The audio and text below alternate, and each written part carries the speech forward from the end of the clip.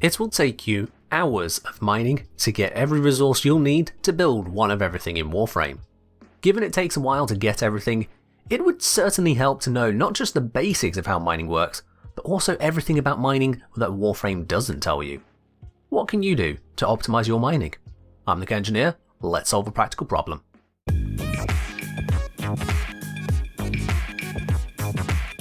As ever, let's kick it off with the basics. Mining can be done in 3 areas of Warframe currently. That's the open world areas of the Plains of Eidolon on Earth, Orb Vallis on Venus, and Cambion Drift on Deimos. To do any mining, you need a mining laser. 3 of them are available from Cetus, a basic nosam cutter, a focused one, and an advanced one, while 1 more laser is available from Fortuna, with room for upgrades. You equip a mining laser to your gear wheel, go out into the open world, and use your laser to hone in on where a mining location is. Blue or teal means a gem vein, while red or yellow means an ore vein.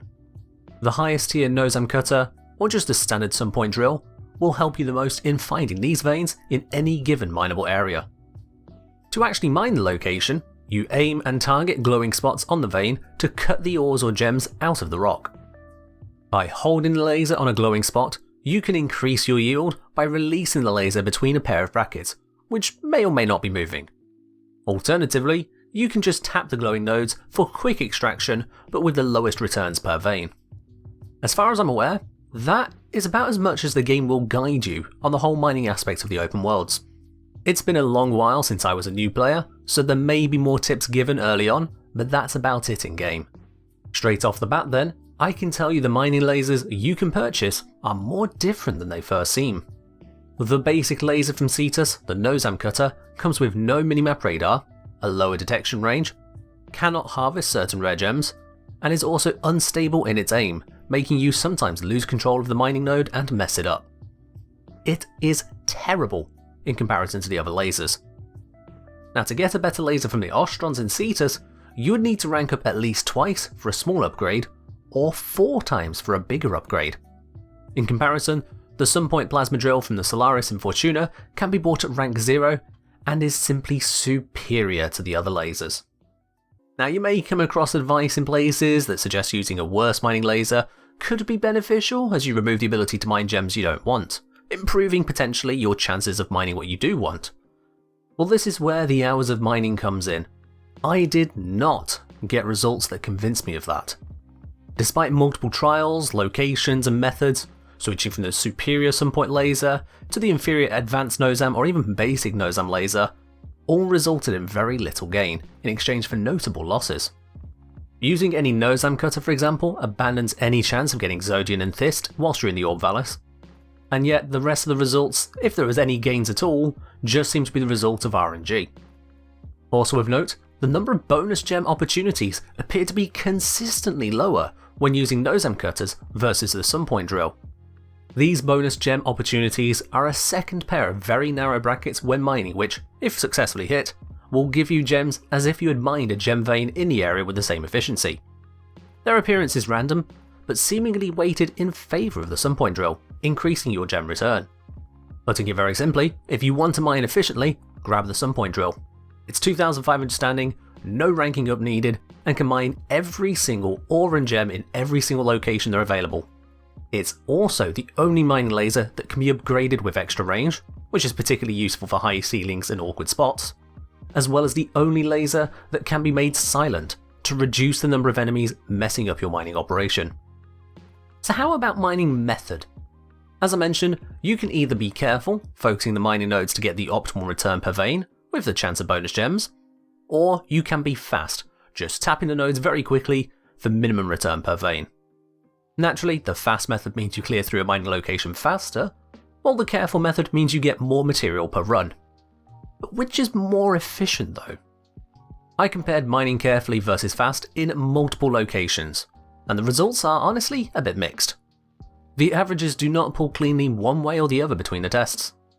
Very loosely, mining for ores is slightly faster using the fast method, while mining for gems is slightly faster using the careful method.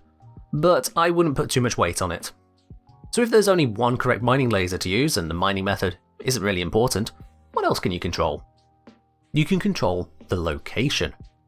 Where you mine in an open world has a staggering impact on the returns you can get. I don't just mean that one place will have more veins than another, although that is very important of course, but the quality of those veins. Broadly speaking, the further away from the entrance to the open world you are, the better quality the mining is. On the plains of Eidolon, the Mount Nang mining cave produces around twice as much uncommon ore and substantially more rare ore compared to the Twin Horns mining cave. On the other hand, Mount Nang produced vastly less common ore and gems than the Twin Horns. As you can see on the map, Mount Nang is much further away from the entrance than Twin Horns. Similar happens in the Cambion Drift, but to a lesser degree. The tunnel closest to the necrolyth produces much more common material and much less rare material. The large cave systems like the infested Seraglio and the area to the south side of the Catabolic Gutter are around mid-tier, whereas heading all the way out to Albrecht's Prospect, the distribution of ore and gems there tended towards the rarer items. Just be aware that the smaller cave systems on the edges of the map means that you'll be spending more time travelling and less time mining, so that will cut down on your efficiency. But perhaps the most stark example of this effect can be found on the Orb Vallis. This map is not known for an abundance of large mining locations, so the most notable for scale is the cave system adjacent to the transit depot. It's easy to find, easy to mine, and it tends to have a good amount of common and uncommon material however you mine it, as well as a good rate of the rare gems Zodian and Thist. However, it is sorely lacking for the rare ore Hesperon and rare gem Amorast. Instead, head over to the far northwest of the map. There's a mushroom-covered area next to the Temple of Prophet. The mining nodes within this area are not very abundant, but they are significantly better for getting uncommon and rare material. In fact, no common gems or ore drops there whatsoever. Not only that, but there is a huge bias towards Hesperon especially. So if you are looking for rare ores and rare gems, this is the ideal location to head to on the Orb Vallis. The only downside to raiding this area is that the Exploiter Orb patrols through part of it, so it helps to stay out of sight. Now of course, all strategy aside, the simplest way to get more from your mining would just be to get some boosters, right? A resource booster will double all your mining yields, making it a pure positive there.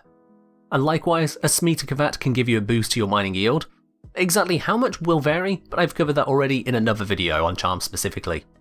However, a drop chance booster works differently.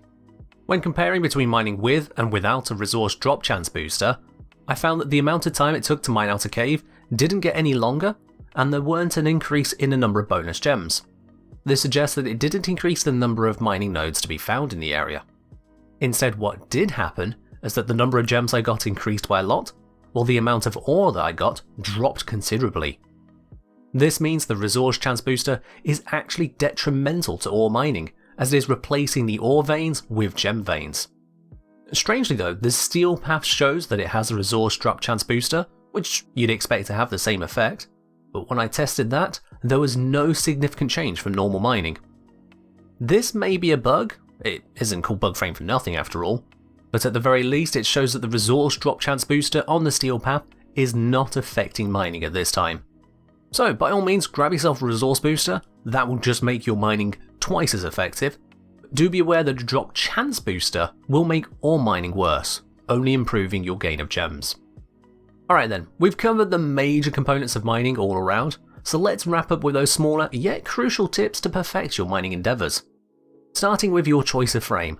On all three open worlds, the enemies will attack you on sight, and they can be a right nuisance.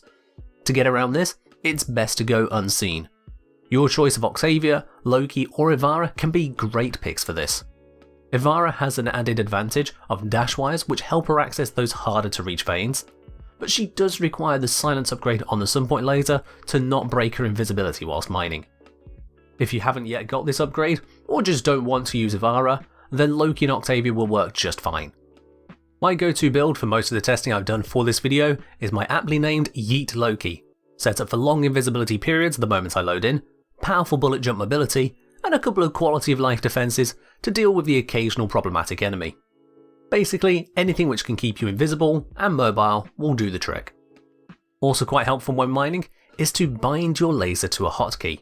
Not just for the ease of getting it out, but also because quickly toggling your laser in and then back out is handy in a couple of ways. Firstly, when a mining node completes, the UI soft locks any more mining until the reward animation finishes. Usually this isn't too much of a problem, but when you mine bonus gems, this can go on for a few more seconds than you might want. By stowing and redeploying your mining laser, you skip the remainder of the animation and can get right back to mining. On top of this, sometimes you may just want to get rid of a nearby enemy, but they're not that near that melee would be useful. A quick stowing of your mining laser, shoot with your main weapon, and then re-equipping your mining laser is made all that more convenient by using that hotkey. As you've probably noticed from doing it yourself, the mining system can be a bit janky. Sometimes the vein will refuse to show the mining nodes you need to hit to extract the ore and gems. One of the ways to fix this is to simply stow and re-equip the mining laser, and again, having that hotkey makes it a little bit less irksome to do so. If this doesn't fix a node for you, try swapping to operator mode and back before re-equipping the laser. Or if that's still not working for you, move on to mine some other node at least 10 meters away, and then come back, which can reset the nodes to be much more visible. But if all else fails, just move on. It's usually faster to leave a particularly awkward vein and just mine something else. And lastly then, the caves and mining locations I've called out throughout this video are, in my experience, the least problematic ones to mine for the results they give. Some locations, like the cave to the north of the Ostwan Range on the plains, just seem to have a much higher rate of veins buried in the rock too far to access, so if you want a smoother, but not perfect mining experience, I'd advise to stick to the locations I've called out during this video. If you put together all these tools, options and tips, you'll get the most out of your mining time. Love it, hate it, whatever your thoughts on mining are, it's a core part of the resource grind in Warframe. At least now you know what you can do to make that grind as efficient as it can be. If you found this video helpful or learned something new, make sure to give it a like and subscribe as well to catch more as it goes live. That's all from me for now though, so as always, mine veins, get shinies, and fight well, Tenno.